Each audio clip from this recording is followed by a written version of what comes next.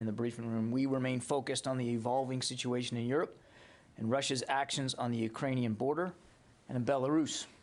As the Secretary said, the United States stands shoulder to shoulder with our NATO allies. The current situation demands that we reinforce the deterrent and defensive posture on NATO's eastern flank. President Biden has been clear that the United States will respond to the growing threat to Europe's security and stability. Our commitment to NATO, Article 5, and collective defense remains ironclad. As part of this commitment, and to be prepared for a range of contingencies, the United States will soon move additional forces to Romania, Poland, and Germany. I want to be very clear about something. These are not permanent moves.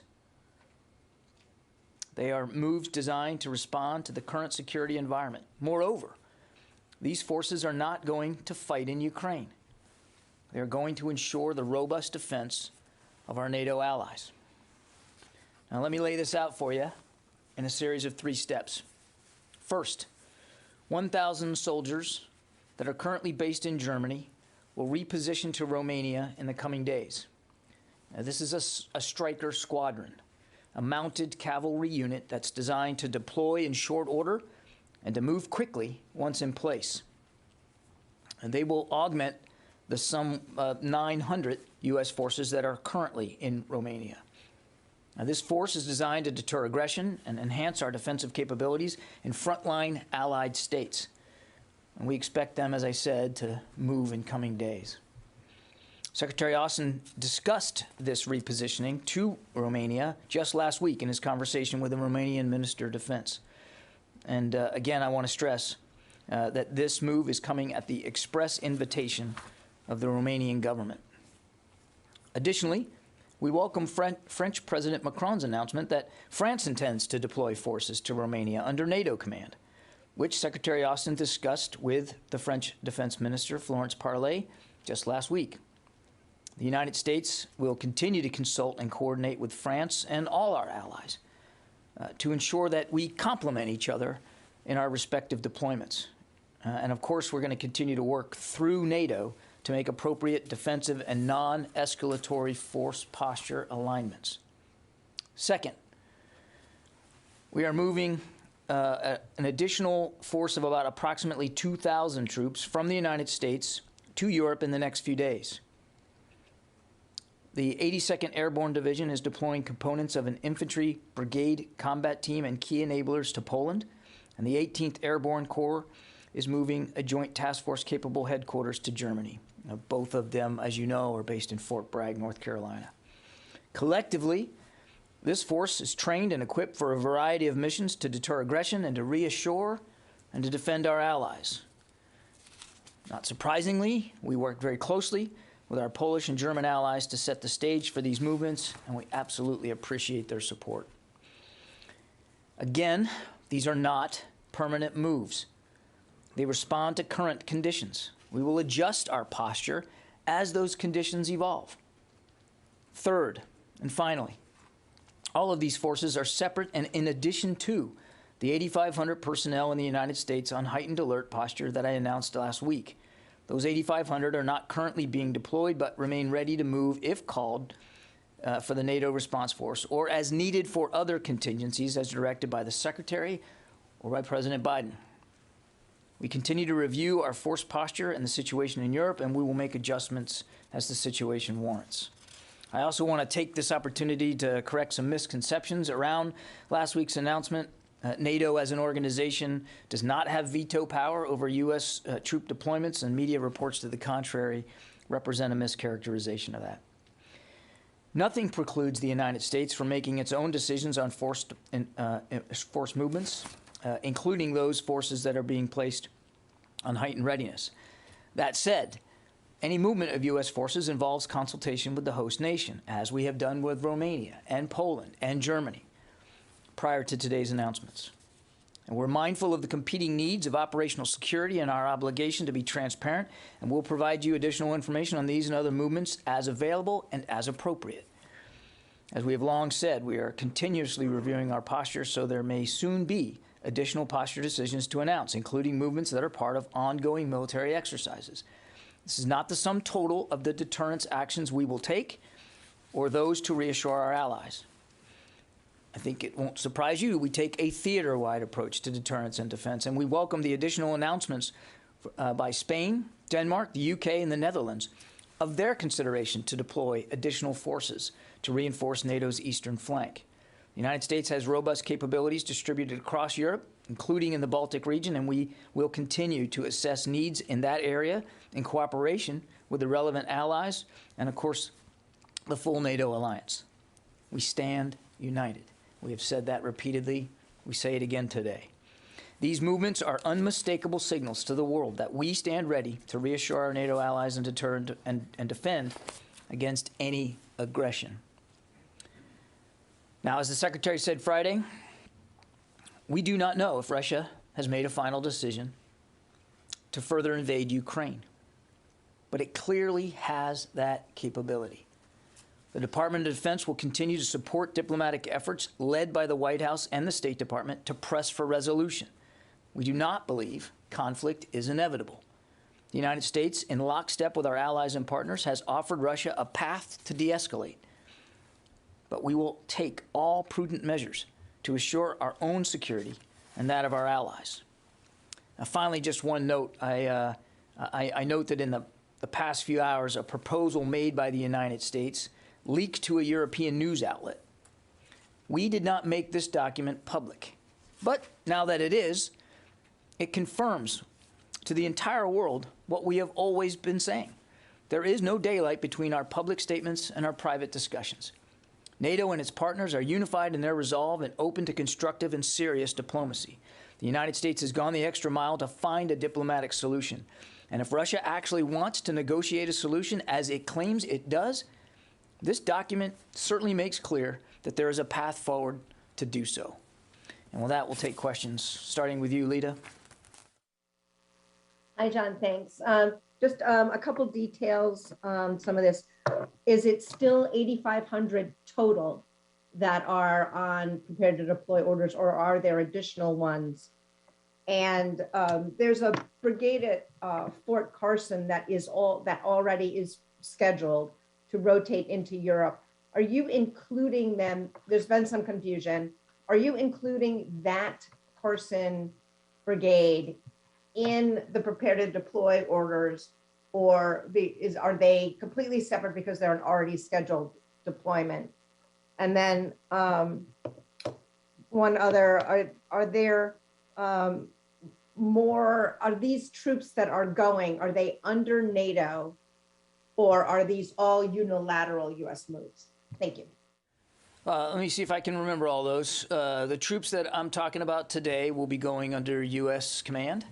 But as I said, in the case of Romania, we know the French are going to be preparing to deploy troops there. We will find ways to complement that force presence, again, in full consultation with Romania. So I wouldn't describe these as unilateral moves. I mean, this is a bilateral arrangement between the United States and Romania. But to your question, they will be going under U.S. command. The 8,500, they still remain on prepare to deploy orders. As I said, when I talked about it last Monday, the vast majority of them are designed for the NATO response force. As I said in my opening statement, that force has not been activated, so they aren't going anywhere. The Secretary has, as you might imagine, as we have worked towards these troop movements, there have been additional forces put on prepare to deploy orders or shortened tethers. I'm not prepared to go into great detail today about that, but yes, there have been additional ones. And as I said in my opening statement, you can expect that could continue to happen going forward. We're going to constantly look at the conditions in the region and consult with allies and partners. And if we feel we need to make additional forces more ready, we'll do that. If we feel that we need to send more forces to certain eastern flank countries, we'll do that too, in full consultation with NATO and in full consultation with the specific allies and partners. And I think I missed one of your questions, Lita.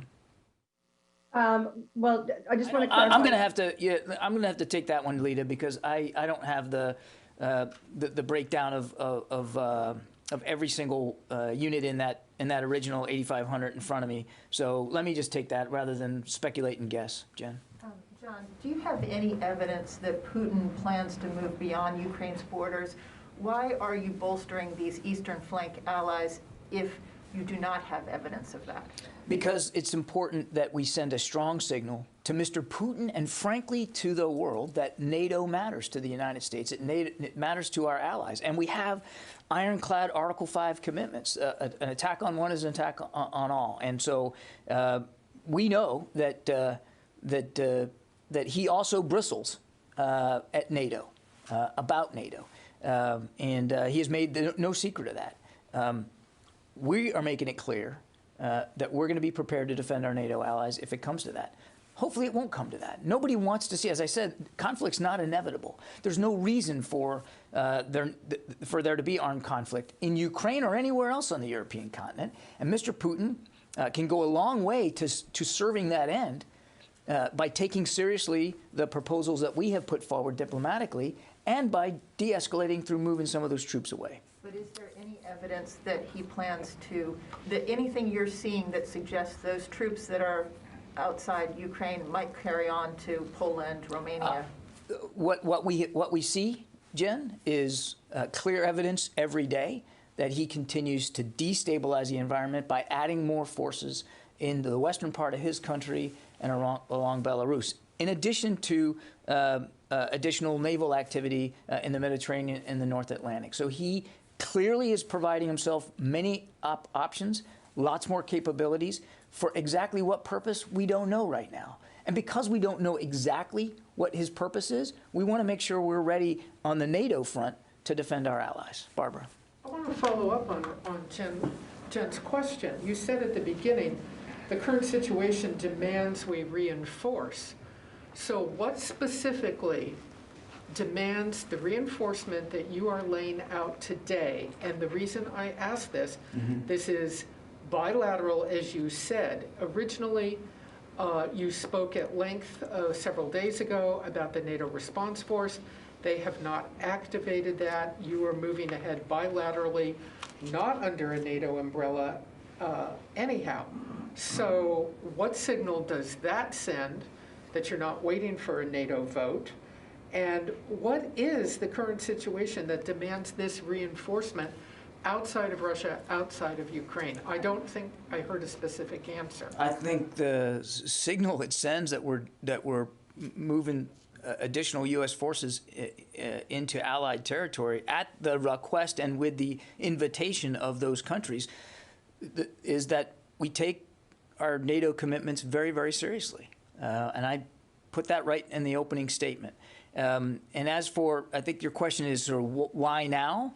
Why are you doing, I don't understand, I'd like an explanation why you're doing this now without the vote at NATO, which does not appear readily apparent, for them to activate the response force. What has led you to say, okay, the United States will act on a bilateral basis, you have the invitations, you could have waited for a NATO vote, you decided not to.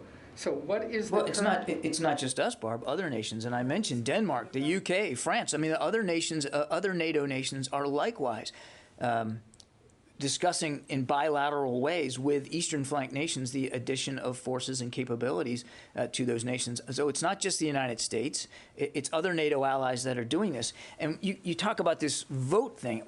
Let's be clear. What I think you're getting at is the NATO response force. That's a 40,000 person strong force that is designed for high readiness.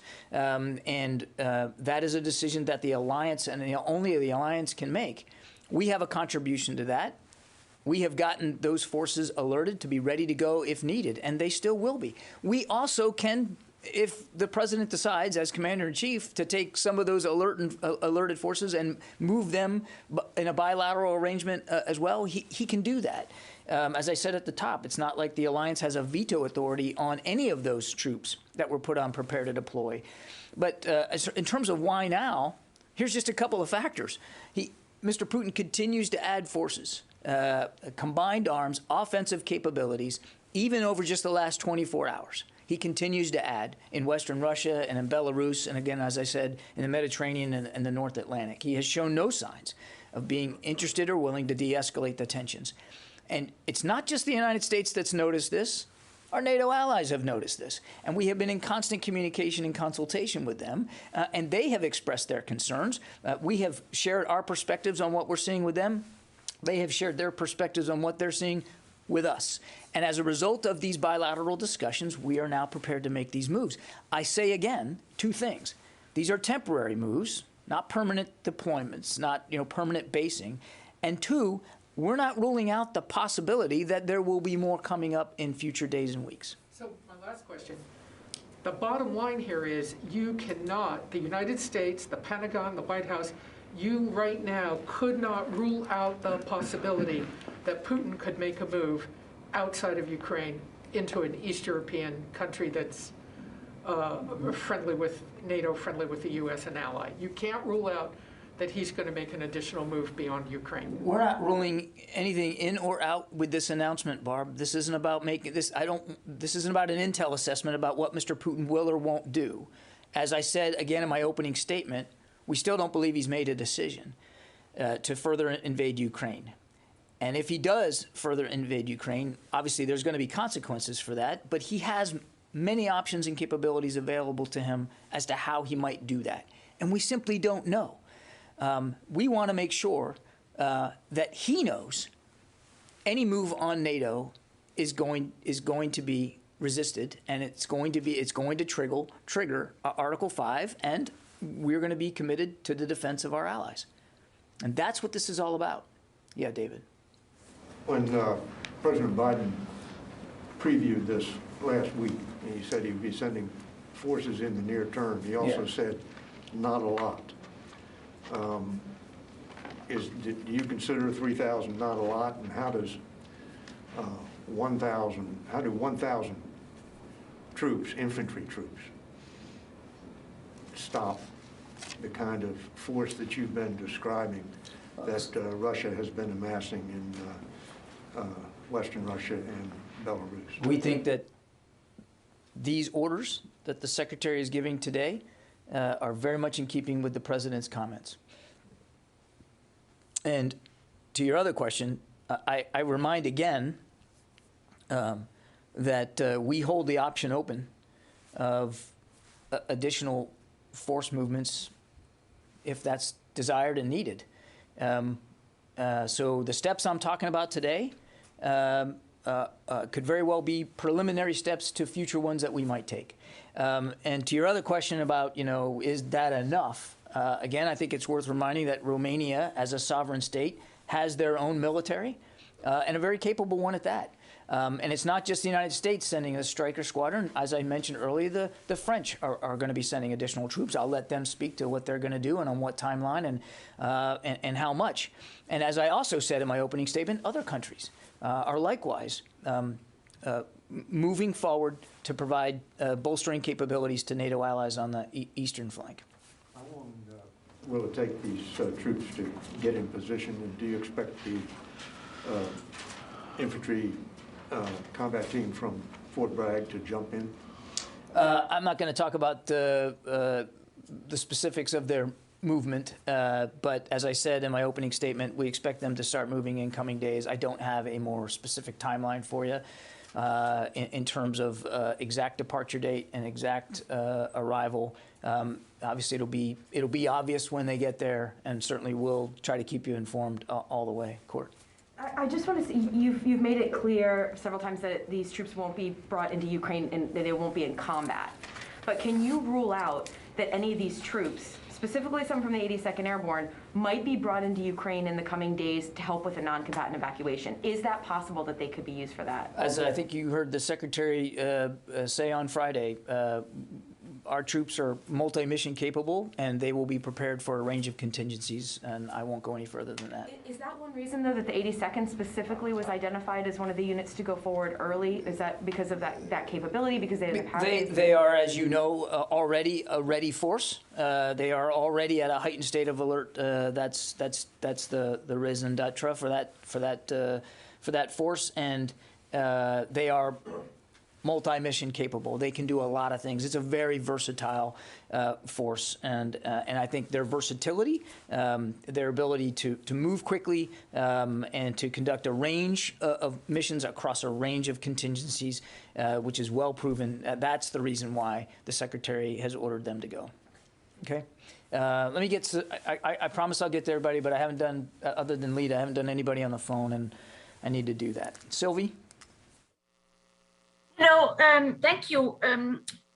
I would like to know how many soldiers you are going to send to Poland, because you said 2,000 from US to Germany and Poland. So how many soldiers will you have in Poland all in all? The majority of the 2,000 that'll be moving from Fort Bragg will be going to Poland. The 18th Airborne Corps, as I said in my opening statement, that's going to Germany, that they are going to form a joint task force headquarters. And that's usually, depending on the need and the task at hand, several hundred people. So the majority of the 2,000 that I mentioned that comprise the 82nd Airborne Brigade Combat Team, that leading element, they'll be going to Poland. Kelly from News Nation.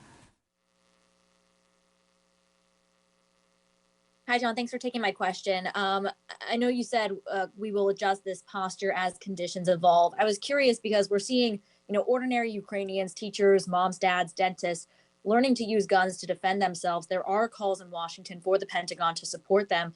Are any of these troops going to help them? And how will the president's order change the mission of the Florida National Guard troops currently in Ukraine?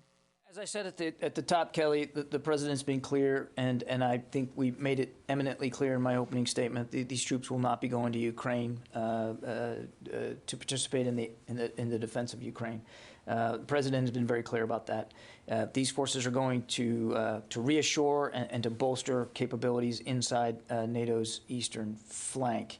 And as for the Florida National Guard trainers, they are still in Ukraine. There's been no decision to change their status. They are still there providing advice and assist to Ukrainian armed forces. And if and when there's a need to make a different decision about their presence there, the Secretary will absolutely do that in consultation with the European Commander, General Walters, but no decision has been made yet. Tony Capaccio. Hey, John, when you said it'll be obvious that the 82nd Airborne arrives, I want to piggyback on David Martin's question. Is it likely they're going to parachute in as a symbolic drop to send a message to Putin? Yeah, I don't. I'm not going to talk about their travel there and how they're going to arrive. I don't anticipate it will be a tactical operation in that regard, though, Tony. Did you just rule it out? David, I said I don't expect it's going to be some sort of tactical operation, but I don't have additional information today about that. And quite frankly, I'm not sure that that's all that relevant. They're going to bolster our capabilities in NATO, and that's the most important part here. Relevant or not? You just seemed to say no. Did you say no? David, I didn't say no. I said I don't expect that there'll be some sort of tactical operation here.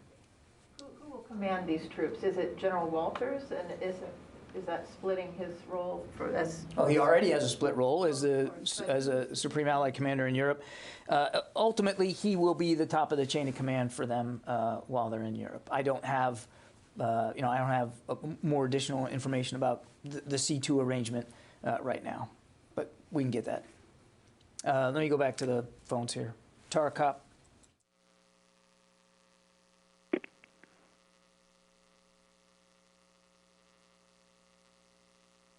Nothing heard. Carla Babb. Hey, thanks for doing Sorry, John, I'm on. I didn't unmute myself. Can you talk about whatever additional airlift capacity might be needed to shift these troops and what role Air Mobility Command would play in this? I don't have specifics on the airlift here, Tara. Obviously, this is a reasonable amount of forces that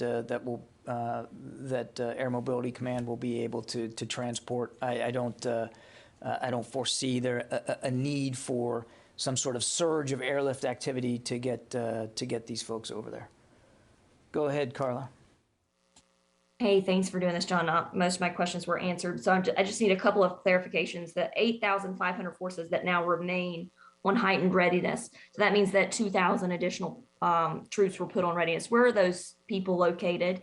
And then my second follow-up is concerning the National Guard forces that are still in Ukraine. Does that mean that since you're not sending any more to help with their security and they're not pulling out, that DoD at this point does not feel that their safety is threatened?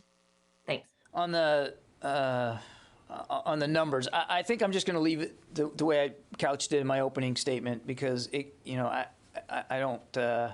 There's really no changes here. As I said, the 8,500 are still on prepare to deploy orders. They have not been activated. We have, as you clearly know now, activated others to move them as a U.S. decision. So and as I said, I think earlier to Sylvie's question, there are additional, in addition to the 8,500, yes, the Secretary has put on prepare to deploy additional U.S. forces. I'm not prepared to go into detail about that today. When and if we are able to speak to future movements, we will speak to future movements. We will be as transparent with you as we possibly can, but we're also going to need to be, as you might understand, a little careful with the amount of detail that we put out there ahead of time. So we'll do the best we can to be transparent with you. On the National Guard, again, no change to their presence or posture in Ukraine. As I've said many times, the Secretary takes their safety and their security to be a paramount concern. We are in constant communication with European Command about their presence, what they're doing, and if and when the Secretary believes that it is the appropriate time for them to leave, if it's sooner than their deployment is up, then he'll make that decision. And again, we'll let you know. But right now, they're still there, still providing training, advice, and assistance to the Ukrainian armed forces. Helene Cooper? Hey, Kirby, thanks for doing this. I'm still trying to figure out I'm still a little bit stuck on the numbers. You said that you're not ruling out possible additional troops to being deployed to Europe. Are you saying that would be in addition to the 8,500 who are on higher alert? Exactly what I'm saying. The vast majority of the 8,500 are designed for the NATO response force. That response force has not been activated, as I mentioned in the opening.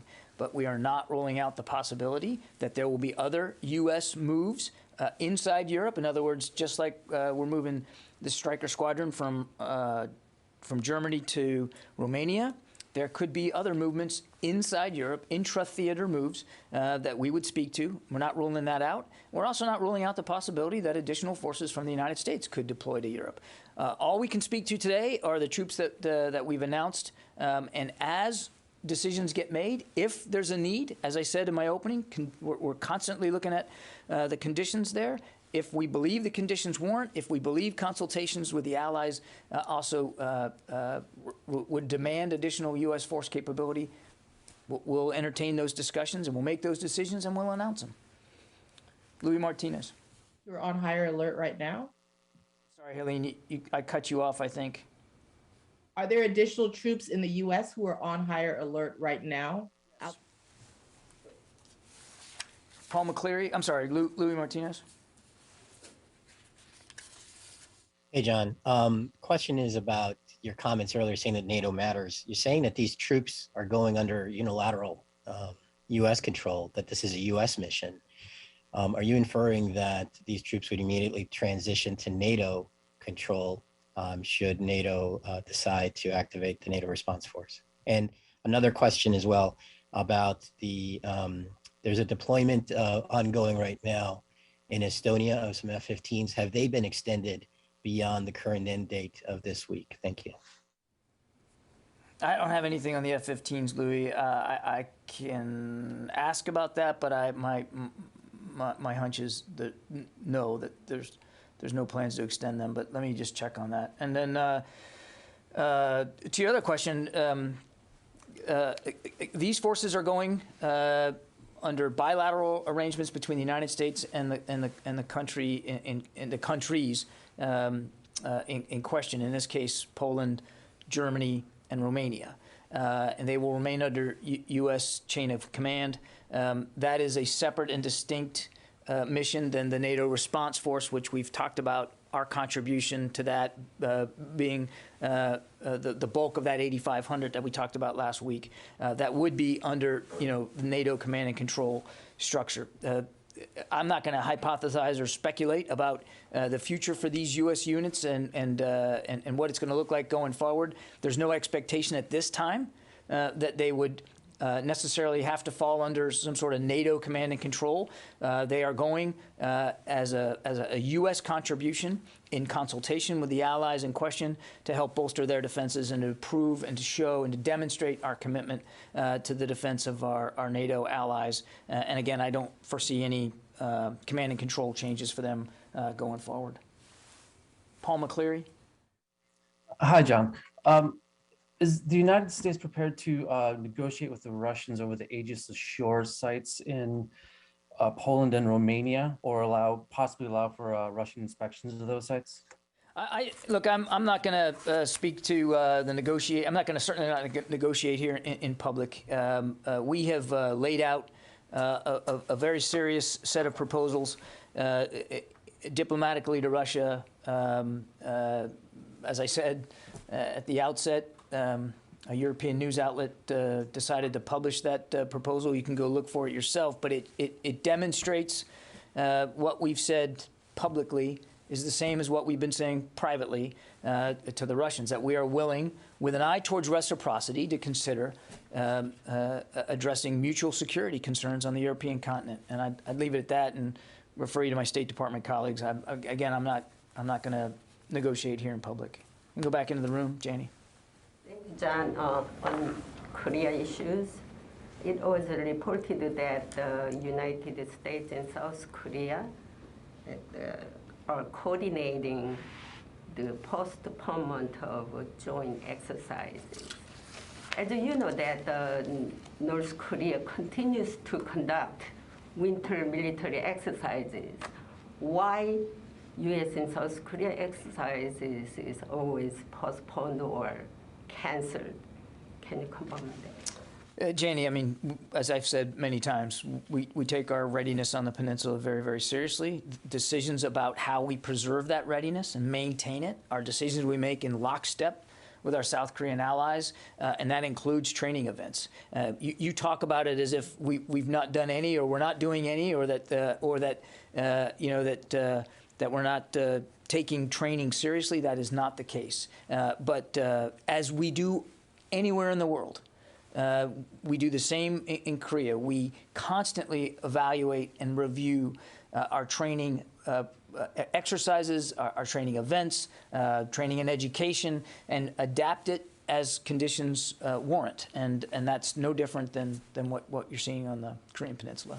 Pierre. Clarification, please. Sure. And South Koreans want additional THAAD missile deployment in the Korea to defend against the North Koreans' missile threat. Of course, China didn't want this. Are you considering this? We are constantly consulting with our South Korean allies about readiness and capabilities. I have no announcements on missile defense systems to make today. Pierre. Thank you. If I may take you back to the readout of the call of Secretary Austin with the Crown Prince of the United Arab Emirates. Yeah. There is an announcement, in fact, in the readout that a USS Cole will be deployed, and also fifth-generation fighters aircraft sent to United Arab Emirates. Can you talk a little bit with some details about what is the mission? What are we trying to achieve? What is also some details about what they will be doing? Pierre, I think it's very much in keeping with what we've said just in the last few days as we've seen attacks on Al Dhafra. We take our defense relationship very seriously with the Emiratis. We recognize the threats that they are under in a very real way, and some of the things that the Secretary discussed yesterday, and you saw in our readout with this counterpart, is that we want to add to their ability to help defend themselves and to demonstrate clearly and tangibly our commitment to this important partnership. And so these are two tangible ways in which we believe we can help the Emiratis deal with these very serious threats.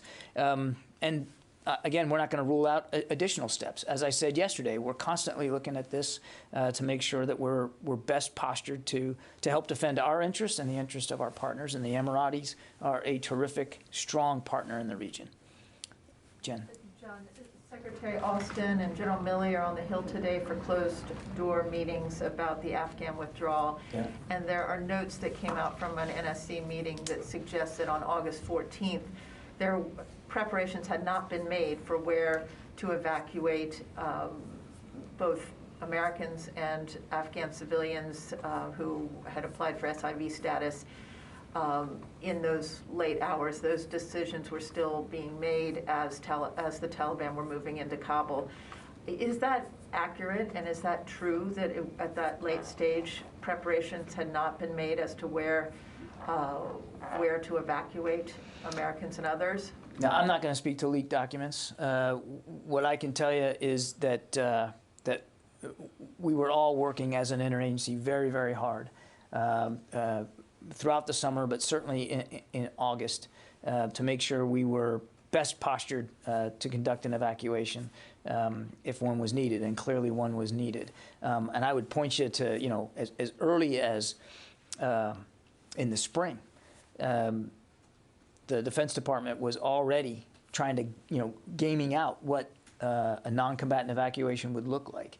And the Secretary pre-positioned forces, well before August, pre-positioned forces in the region so that if they were needed to respond quickly, they could. And in fact, they did. Within 48 hours, we were able to get some 3,000 troops on the ground at the Kabul airport because we had been pre-positioned and prepared for those kinds of contingencies. But again, I'm not going to talk about the details in leaked documents. We conducted 2 press briefings a day for those 17 days here at the Pentagon, and we're nothing but transparent about the steps we were taking, literally in real time, about what we were doing to try to get as many people out and as safely as possible. Barb. Can I follow up a couple on Russia, Ukraine? A couple of times here this morning you have said, and the Secretary I believe also said, that this is a temporary deployment. So if you can say that it's temporary, I want to try this question again. What is the exit strategy? How will you know when you're successful and a temporary deployment can end? What's the measure of success? The measure of success, as I've said before, Barb, is that NATO's eastern flank is appropriately postured and prepared to defend itself, and that we are part of that defense. That's the measure of success here. And to make it very clear, secondarily, not only to our allies, but to Mr. Putin, that we take our NATO commitments seriously. As for a specific timeline, I'm not prepared to give you that right now. As I said in my opening statement, these are temporary moves. We will constantly evaluate the conditions there on the continent to determine how long they need to be, but they are not meant to be permanent. And as we are able to redeploy, in other words, to remove those troops or send them to different places, perhaps back to their home stations, we'll obviously let you guys know. Let's see, I got a few more. Phil Stort. Thanks. Real quick, you mentioned that you hope the situation in Europe doesn't get to the point where you need to use these forces, but I'd like you to talk a little bit about your concerns about spillover. Is there a risk that this conflict or any conflict between Russia and Ukraine could have spillover in countries that are under the NATO umbrella? And if not, if you're not prepared to say that, then what do these deployments amount to? Thanks. Phil, I at the risk of sounding repetitive here, I mean, we've kind of been talking about this. We don't exactly know what Mr. Putin has in mind. We don't exactly know what he's going to do. And if it is another invasion and it does end up in armed conflict, the one thing that we've learned specifically over the last 20 years is armed conflict is difficult to predict with any great specificity. what we want to make sure is that that there's a clear signal that we're not going to tolerate aggression against our NATO allies, and that's what we're doing here. I can't be perfectly predictive about how this is going to go, and it's precisely because we can't be perfectly predictive that we want to be prepared and we want to be ready. Courtney. I have one more on Afghanistan. The Axios report seems to indicate that on August 14th, there still wasn't a plan for where to send civilians, Afghan civilians, during this non-combatant evacuation, but U.S. troops were told to deploy 2 days earlier. So I guess the question is, when the U.S. troops were given their orders to deploy to Afghanistan for the non-combatant evacuation, did they know where they would be taking civilians yet? We were still working very hard. We had some temporary safe havens that we knew we could use, but we also knew that we might need more, and so there were constant discussions about doing that. And as you saw, we ended up with several, half a dozen or so, not just in the region but elsewhere. So there were very active discussions about that. Yeah. Sangman from RFA. Yes, I have a question about North Korea. Ever since North Korea launched their multiple missile launch, U.S. has been said they are looking for the additional measure to hold DPRK accountable for their missile launch. So can you tell me about the additional measure U.S. looking for? So it's a resumption of large-scale U.S. ROK joint military exercise can be one of the options as an additional measure to North Korea? Yeah, I don't know if I got everything there in the question, but again, we condemn these launches. We're monitoring them as closely as we can. We certainly call on North Korea to meet their obligations under U.S. Security Council resolutions and stop these provocations. In the meantime, here at the Department of Defense, we're going to do what we have to do to make sure our ROK U.S. alliance is as strong and as flexible and as capable as possible, and that's what our focus is on here. Heather? Thank you so much. Can you talk a little bit more about the coal being sent to UAE to help with patrols and how that will affect the Harry S. Truman Carrier Strike Group that's under NATO command right now? The USS Cole will be making a port visit in the UAE, and then my understanding is that she will have opportunities to do some joint training with the Emirati Navy. That is not unusual. We do that almost every day in the Gulf region, and we're glad to be able to send her to that mission. It won't have any practical or tangible effect on what the USS Harry S. Truman and the rest of the strike group is doing right now in the Mediterranean. J.J. Green.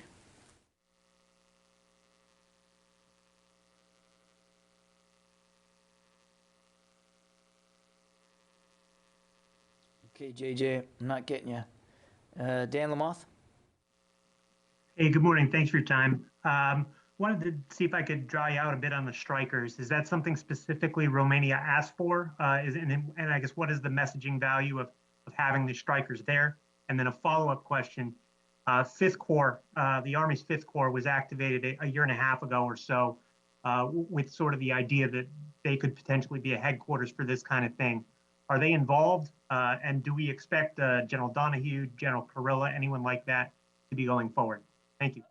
On the strikers, I mean, this was the result of a discussion that the Secretary had with the Romanian Minister of Defense, and there was a good exchange back and forth about what sort of capabilities they might need and might desire, and sort of how we could best fill that. And in the context of that mutual dialogue, we decided that these 1,000 troops from the Stryker Squadron in Germany fit the bill quite nicely. And again, we're going to keep talking to Romania going forward, and we'll see what the future holds there in terms of any potential additional capabilities. On the Fifth Corps, Dan, I don't have anything specifically on that for you, other than to say, as I said in my opener, that what we're doing right now is sending a headquarters element from the 18th Airborne Corps to go to Germany, again, as a headquarters element. So it's several hundred folks. I don't have any other headquarters or staff elements to speak to. But again, if that changes, we certainly will be transparent about it. As for what, who's going in, by name, again, I'd refer you to the 18th Airborne Corps for that. Let's see, Nancy. Thanks. In light of these bilateral decisions you described across the alliance with the US, France, and others, could you help me understand at what point you would use the NATO response force? Isn't what you're describing a series of de facto NATO response forces? I'm trying to understand under what conditions the alliance would need a NATO response force, given that there are all these agreements being made across the alliance. So it's a NATO decision to activate the response force and to employ it. It is as I briefed back last week, it's a 40,000 person strong force. It does half of that. 20,000 is a what they call a very ready joint task force capability across combined arms, sets of military capabilities. And so the decision to activate it and to deploy it would be a NATO decision. So we obviously respect that process. In the meantime, we're having discussions with allies and partners about their own capabilities there, particularly on the eastern flank. And as we've said all along, if we feel like we can contribute to some of their capabilities and to help with their defense, we're serious about doing that. And so I wouldn't get too wrapped up in comparing this versus that. We're sending forces and units that we have worked out in a bilateral way with these countries to meet their needs and to demonstrate our resolve to the defense of NATO's eastern flank. The readiness, the NRF, the NATO Readiness Force, I mean, that also is multi-mission, multi-capable, and very flexible. But again, the decision to employ that would really be one for the alliance to make. And as I said earlier, it's not like NATO has veto power over our ability to unilaterally send troops in a bilateral arrangement with allies. And so some of the forces that are designated for the response force, they have not been activated, but if there comes a time where we might want to employ some of them as well in a more bilateral relationship, we're certainly not going to close that option off to the Secretary or to the President. Jared Suba. Hi, Mr. Kirby. If I could bring it back to the announcement yesterday about the deployment to the United Arab Emirates. The statement said that U.S. fifth-generation aircraft would be deployed, quote, to assist the UAE against the current threat, end quote. Do you happen to know what Air Force units will deploy, and will U.S. pilots be engaged in targeting Houthi projectiles or potentially launch sites inside Yemen? Thanks.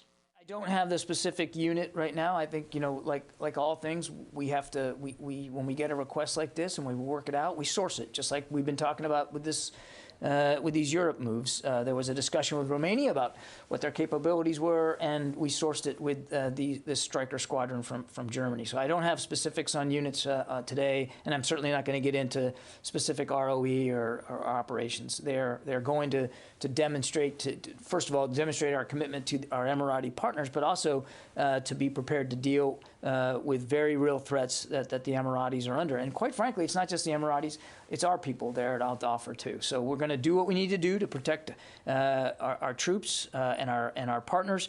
And you can, I think I'll just leave it at that rather than get into hypotheticals about what they'll be doing. Okay, thanks very much, everybody.